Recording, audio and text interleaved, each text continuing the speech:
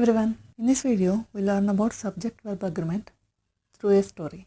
If you like my videos, please do like, share and subscribe to my channel. Once upon a time, in a small village, there was a young girl named Sarah. Sarah loved learning, but she struggled with one particular concept in her English class, subject-verb agreement.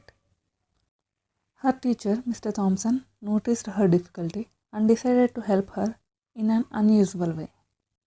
One sunny afternoon, Mr. Thompson invited Sarah to the village garden. Sarah, he began, the flowers are like the subjects of sentence, and the bees are like the verbs. Just as the bees must match the flowers they visit, the verbs must agree with their subjects. Look at that rose bush over there. Each rose is beautiful. Notice how each rose is the subject and is the verb that matches it.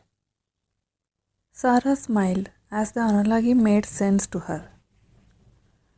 They continued to walk through the garden, where Mr. Thompson explained further.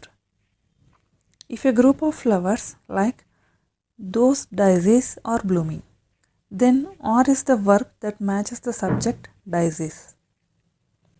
Singular subjects take singular verbs and plural subjects take plural verbs. Sarah's eyes lit up with understanding.